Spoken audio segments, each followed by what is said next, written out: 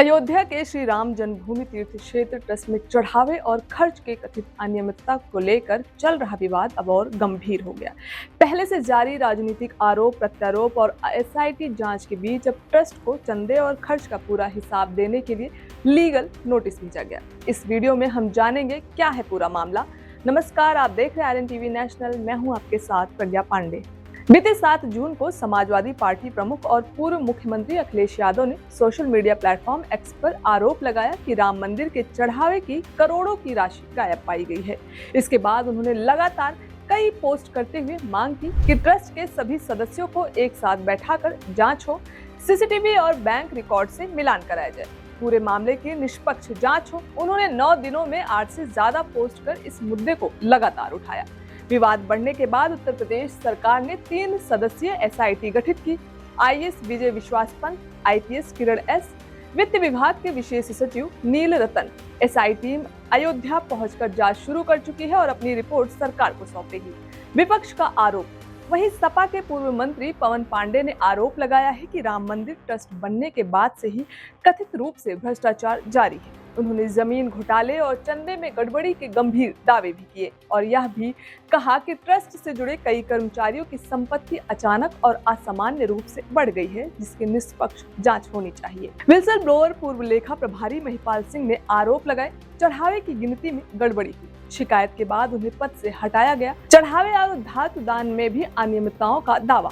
उन्होंने कहा उन्हें जान से मारने की धमकी मिली है, वे मानसिक दबाव में हैं। उन्होंने अपने सार्वजनिक बयानों को ही अपनी बात बताया। इन आरोपों के बीच ट्रस्ट का पक्ष सामने आया।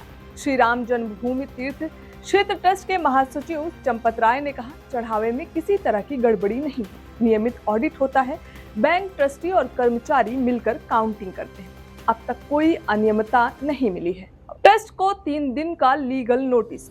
अब इस पूरे मामले में नया कानूनी मोड़ आया है। ट्रस्ट के शीर्ष पदाधिकारियों महंत नृत्य गोपाल दास अध्यक्ष, चंपत राय महासचिव और स्वामी गोविंद देवगिरी कोषाध्यक्ष को लीगल नोटिस भेजा गया है और 3 दिन के भीतर पूरा हिसाब देने की मांग की गई। यह नोटिस बिहार के बक्सर से आरजेडी सांसद सुधाकर सिंह की ओर से भेजा गया।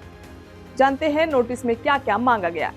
नोटिस में मांग की गई है 2021-22 से 2025-26 तक का पूरा चंदा विवरण, ऑडिटेड बैलेंस शीट और आय व्यय रिपोर्ट, ऑडिटर की रिपोर्ट, बैंक खातों की जानकारी, खरीदी गई जमीनों का ब्यौरा, एफसीआरए के तहत विदेशी दान का वितरण।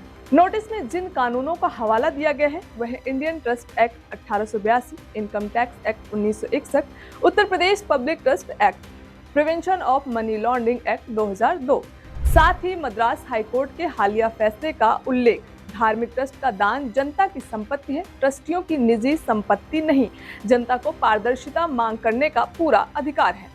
एडवोकेट सत्यम सिंह राजपूत ने कहा, यह पूरी तरह जनहित का मामला है, कोई राजनीतिक उद्देश्य नहीं। जनता के पैसे में पारदर्शिता जरूरी है। राम मंदिर चढ़ावे से जुड़ा यह मामला अब राजनीतिक विवाद से आगे बढ़कर कानूनी और जांच प्रक्रिया तक पहुंच चुका है। अब आने वाले दिनों में यह तय होगा कि एसआईटी की रिपोर्ट क्या कहती है, ट्रस्ट 3 दिन के नोटिस का क्या जवाब देता है और क्या आरोपों में कोई ठोस आधार निकलता है या नहीं।